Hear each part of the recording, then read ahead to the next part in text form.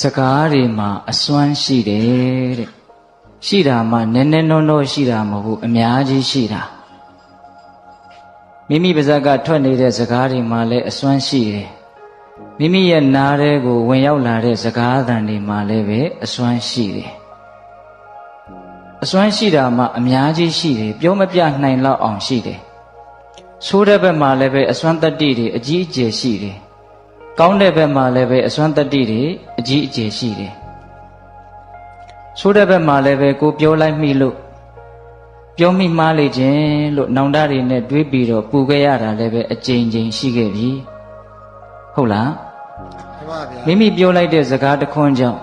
လောကီအကျိုးစီးပွားတွေဆုပ်ယုပ်သွားတာတွေလည်းကြုံဘူးကြလိမ့်မယ်တချို့ဆိုလို့ရှိရင်အသက်ဆုံးသည့်အထိစကားတစ်ခွန်းအတွက်နဲ့ပေးဆက်လိုက်ရတာမျိုးတောင်ရှိတယ်မှန်ပါဗျာဟုတ်လားမှန်ပါဗျာစကားတစ်ခွန်းမှားသွားတာနဲ့ဗမာစကားပုံလည်းရှိတယ်လေအသွားမတော်တလှမ်း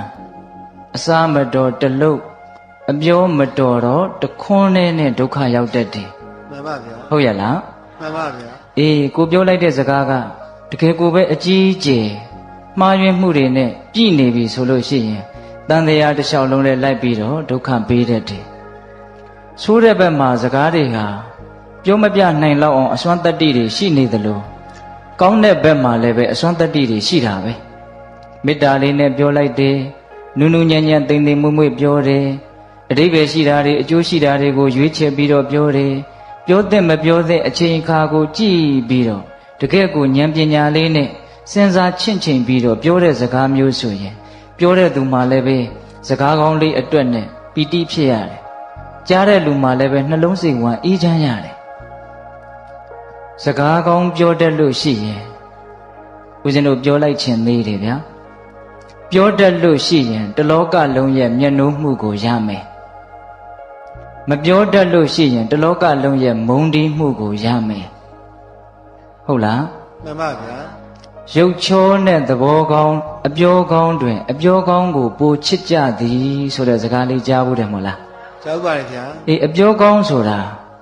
နားထောင်ကောင်းအောင်ရှောက်လှည့်ပတ်ပြီးတော့ပြောတာမျိုးကိုဆိုလိုတာမဟုတ်ဘူးမိမိသူတစ်ပါးနှစ်ဦးသားအကျိုးတရားတွေကိုမထိခိုက်စေဘဲနဲ့မှန်ကန်ပြီးတော့အကျိုးရှိတဲ့စကားကိုအချိန်အခါကြည့်ပြီးတော့မေတ္တာတရားနဲ့နူးညံ့သိမ်မွေ့စွာပြောဆိုတတ်ခြင်းကိုအပြောကောင်းလို့ဆိုတာမှန်ပါဗျာဟုတ်ရဲ့လားမှန်ပါဗျာဒါဦးဇင်းတို့မြတ်စွာဘုရားရဲ့အလိုတော်ကြပါပဲမှန်ကန်ပြီးတော့အကျိုးရှိတဲ့စကားကိုအချိန်အခါကြည့်ပြီးတော့မေတ္တာတရားနဲ့နူးညံ့သိမ်မွေ့စွာပြောတတ်တာကိုအပြောကောင်းလို့ဆိုတာကိုပြောလိုက်တဲ့စကားကြောင့်ကိုနောင်တရရတဲ့စကားမျိုးကိုပြောလိုက်တဲ့စကားကြောင့်ကြားရတဲ့လူတွေစိတ်ဆင်းရဲသွားသေးတဲ့စကားမျိုးဆိုရင်ဘယ်မှာအပြောကောင်းလို့ပြောလို့ရပါမလဲမရပါဘူးဗျာလောကမှာအပြောအကောင်းဆုံးပုဂ္ဂိုလ်ဟာဘယ်သူလဲလို့မေးရင်မြတ်စွာဘုရားဂုဏ်တော်၉ပါးထဲမှာသူကတဆိုတဲ့ဂုဏ်တော်ရှိတယ်လေမှန်ပါဗျာအဲ့ဒီသူကတဆိုတဲ့ဂုဏ်တော်ကအဓိပ္ပာယ်အမျိုးမျိုးထွက်တယ်ရှေးဘုရားတို့နီးတို့လာခြင်းကောင်းတော်မူတော်လို့လည်းအဓိပ္ပာယ်ရတယ်ဖျားစုပံကလေးကစပြီးတော့လမ်းကြောင်းကိုမတိမ်ဆောင်းသေးပဲနဲ့တက်တက်မတ်မတ်မှန်မှန်ကန်ကန်ရှောက်လန်းလာတယ်လို့ဒီလိုအဓိပ္ပာယ်လေးရတယ်ပြီးတော့စကားကောင်းကိုပြောတတ်တာမှန်ပါဗျာနော်စကားကောင်းကိုပြောတတ်တာအဲ့ဒါသူကတဂုံရဲ့အဓိပ္ပာယ်ပဲဒီတော့ပိဋကပေါင်းသူတော်ကောင်းတို့ကိုဦးဇင်းတို့ဒီကနေ့ညဆိုးတဲ့ဘက်မှာလည်းပဲအစွမ်းတတ္တိတွေကြီးကြီးမားမားရှိနေတဲ့ကောင်းတဲ့ဘက်မှာလည်းပဲအစွမ်းတတ္တိတွေကြီးကြီးမားမားရှိနေတဲ့ဒီစကားနဲ့ပတ်သက်ပြီးတော့တို့ဘယ်လိုပြောကြမလဲနံပါတ်1ဒီစကားနဲ့ပတ်သက်ပြီးတော့တို့ဘယ်လိုနားထောင်ကြမလဲနှစ်ချက်ဗျာနော်တခါကြီးဒီမိုင်းများအရေးကြီးတယ်နော်စကားကမပြောတဲ့နေ့လို့ရှိလားမရှိပါဘူးမပြောဘဲကိုနေလို့ရလားမရပါဘူးဗျာမပြောမဖြစ်ပြောကြရမယ့်လူတွေအတွက်ဘယ်လိုပြောမလဲဘယ်လိုစကားကိုဘယ်လိုပြောမလဲပြည့်ပြည့်စုံစုံဆိုရင်ဟုတ်လား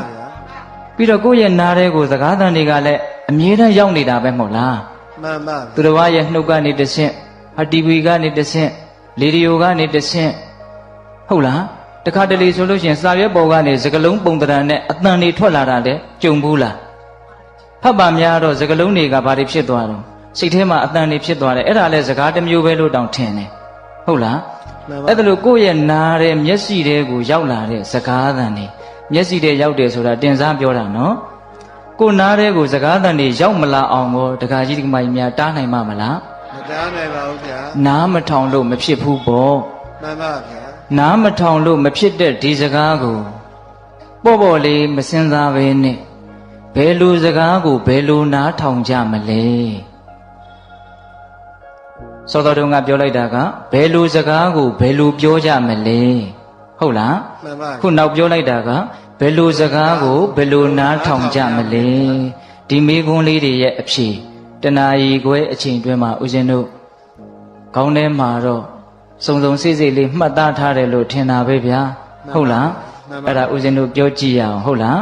တရားကောင်းစီးကစကားတို့ဤအစွမ်းတဲ့ဟုတ်လားတရားမဟုတ်သေးခင်မှာမြတ်စွာဘုရားကိုရှ िख ိုးကြအောင်ရှုဒီတရားတော်ကိုမဟောကြားသေးခင်မနာကြသေးခင်မှာတရားတော်အလုံးကိုဟောကြားတော်မူခဲ့တဲ့ဘုရားရှင်ကိုယ်တော်မြတ်ရဲ့အင်မတန်အေးချမ်းကြည်လင်တော်မူတဲ့မဟာကရုဏာကိုသိစေရာတရားလုံးစုံကိုသိတော်မူမြင်တော်မူတဲ့သဗ္ဗညုတဉာဏ်ဒီဟုသောပညာကိုထိုမဟာကရုဏာကိုပညာကိုနှစ်ပါးစုံတို့နဲ့ပြည့်စုံတော်မူတဲ့ဘုရားရှင်ကိုယ်တော်မြတ်ကိုယူသည်မြတ်တို့ရှိခိုးပူဇော်ကြအောင်စို့အလုံးလက်အုပ်ကလေးတွေချီထားကြကရုဏာတိတလဟရယံပညာပိဇောတဝိဟတမောဟတမံသာနရမရလောကကရုံဝန္တိသူကတံဂတိဝိမု क्त ံကရုဏာတိတလဟရယံမဟာကရုဏာတော်ဖြင့်အေးမြသောစိတ်နှလုံးလေးရှိတော်မူပါ၏ထသော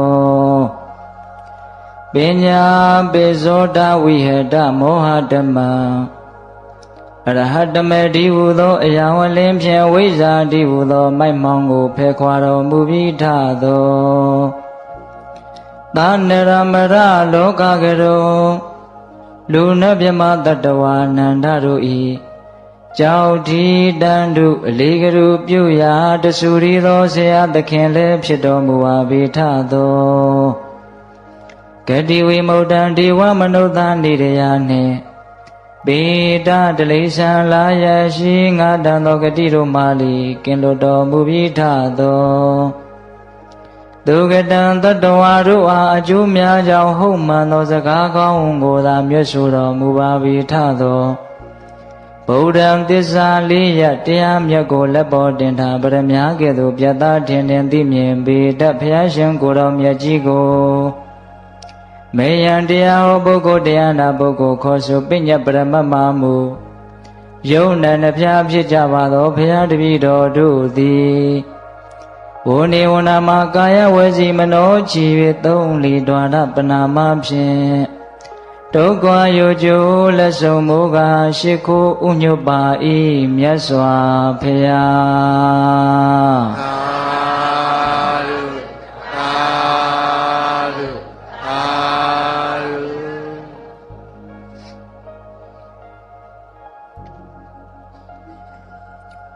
ယောဇဂါထာတတံဘာတိအနတ္တပထသင်္ညိတံဧကံဓမ္မပရံတေယောယံသုတ္တဝဥပသမ္ပတိယောဇာခြင်းပုဂ္ဂိုလ်သည်အနတ္တပရသင်္ညိတံအကျိုးမဲ့ခြင်းနှင့်ဆက်ရှင်သောဂါထာတတံတရားသောဂါထာတို့ကိုစီပါတေယအကယ်၍ပြောဆိုစေကာမူနတေယောမမြတ်တိသာတိယောဇအခြင်းပုဂ္ဂိုလ်သည်ကသုတ္တဝါနာထောင်ရသည်ရှိသောဥပါသမ္ပတိလောဘဒေါသမောဟစသောအပူဓာတ်အလောင်ဓာတ်တို့ကိုငြိမ်းအေးစေနိုင်၏တံထိုကဲ့သို့သောစကားကိုဧကံတခွန်းများဖြစ်သောတံဓမ္မပဒံထိုကဲ့သို့သောတရားစကားသည်သာလျှင်သေရောမြတ်လှပါပေ၏အကျိုးမဲ့ခြင်းနဲ့ဆက်ရှင်တဲ့တရားသောဂါထာတွေကိုပြောဆိုနေတော်လည်းပဲမမြတ်ပါဘူးတဲ့ကြားလိုက်ရရင်နှလုံးစိတ်ဝမ်းအေးချမ်းပြီးတော့ လောဘဒေါသအပူဓာတ်အလောင်ဓာတ်တွေကိုငြိမ်းအေးသွားစေတဲ့စကားမျိုးဆိုရင်တော့တခွန်းနဲ့ပင်ဖြစ်စေကမူမြတ်ပါတယ်အတိပ္ပယ်ရှင်းတယ်နော်ရှင်းပါရဲ့ဗျာဘာမှအကျိုးမရှိတဲ့စကားတွေမြတ်စွာဘုရားကတော့ဂါထာတတံဂါထာတရားဂါထာဆိုတာကပါဠိတွေကိုကြပြဖွဲ့ထားတာကိုဂါထာခေါ်တာနော်အဲ့ဒါစကားတက်လွန်းလို့ပြောတော့ပြောတာပဲဂါထာတရားလောက်ပြောလိုက်တယ်စကားတွေအခွန်ပေါင်းထောင်တောင်းချီပြီးတော့ပြောလိုက်တာပဲအဲ့ဒီပြောလိုက်တဲ့စကားတွေကဘာမှအကျိုးရှိတာမပါဘူးအကျိုးမဲ့ခြင်းနဲ့ပဲဆက်ရှင်နေတာအဲ့ဒီလိုစကားမျိုးဆိုရင်တော့ဘလောက်ပဲများများဘလောက်ပဲပြောတတ်မမြတ်ပါဘူးတဲ့မမြတ်ဘူးဆိုတဲ့စကားကလေးပိဋိမမြတ်ဘူးဆိုတော့ယုံညံ့နေလို့လည်းအဓိပ္ပာယ်ပေါက်တယ်နော်နောက်ထပ်ဘလို့ပေါက်သေးလဲအဓိပ္ပာယ်ရှုံးတယ်လို့လည်းအဓိပ္ပာယ်ပေါက်သေးတယ်မမြတ်ဘူးဆိုတော့ရှုံးပြီဘောဗျဟုတ်လားအနှစ်မရှိတဲ့စကားတွေကိုအများကြီးပြောတတ်လို့ပြောတော်လဲပဲအဲ့ဒါအမျက်မရှိဘူးယုံညံ့မှုသာရှိတယ်ရှုံးနိမ့်မှုသာရှိတယ်စကားမပြောတတ်ရင်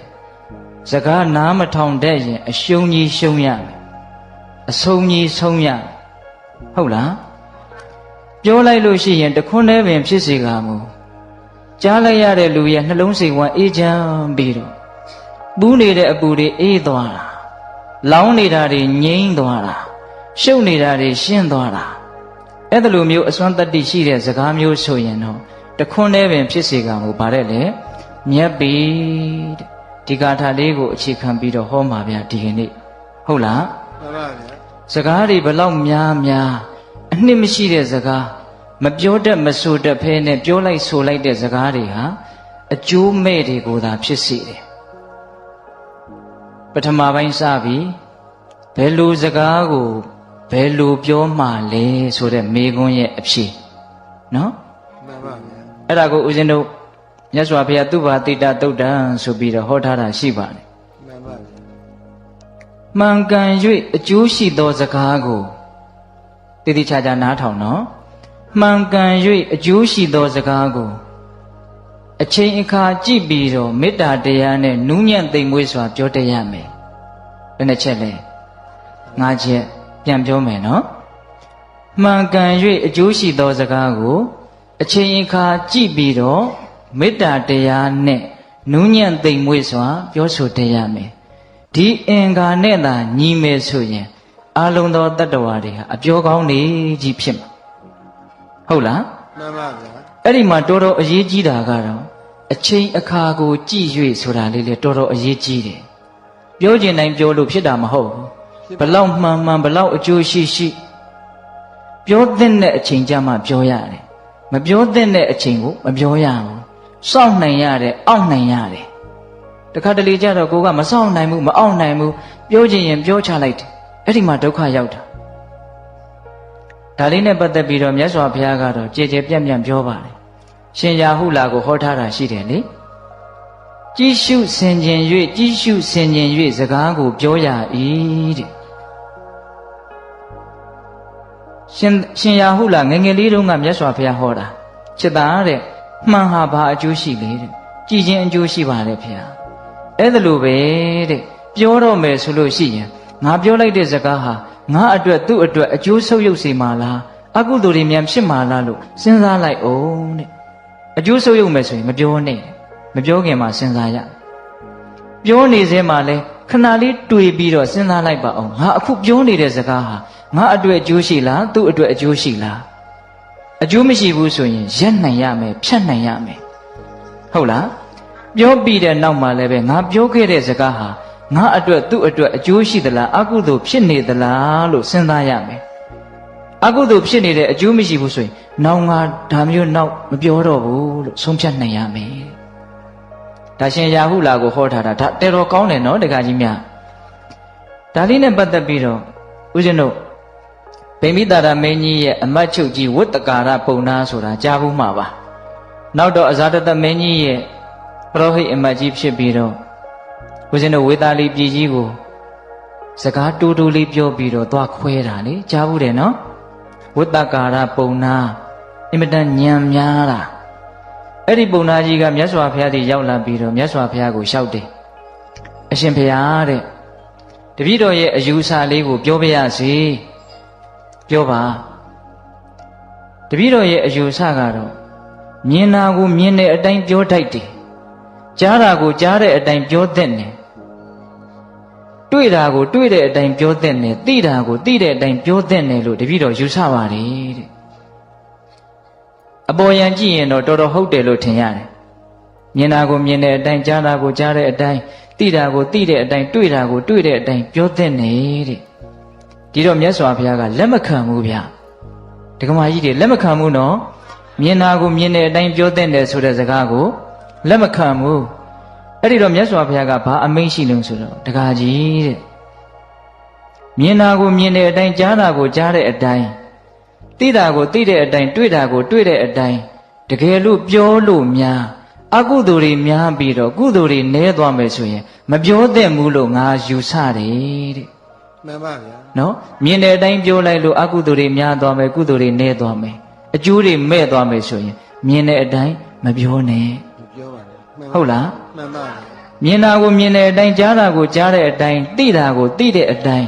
တွေ့တာကိုတွေ့တဲ့အတိုင်းမပြောလို့များအကုသိုလ်တွေများပြီးတော့ကုသိုလ်တွေနည်းမယ်ဆိုရင်တော့အဲ့ဒါပြောလိုက်တဲ့မပြောလို့အကုသိုလ်များမယ်ဆိုရင်ပြောလိုက်မှန်ပါဗျာပြောလို့အကုသိုလ်များမယ်ဆိုရင်မပြောနဲ့မှန်ပါဗျာအဲ့ဒီတော့ဒီစကားလေးရဲ့အနှစ်ချုပ်ကဘာလဲဆိုတော့သေးသေးချာချာလေးစဉ်းစားပြီးတော့ပြောသင့်မှပြောဆိုတဲ့အဓိပ္ပာယ်မှန်ပါဣတိဘာလို့သင့်မှဘာလို့ရမယ်ပြောသင့်မှပြောပါဗျာပြောသင့်မှပြောမြင်တိုင်းမပြောနဲ့မှန်ပါဗျာဟင်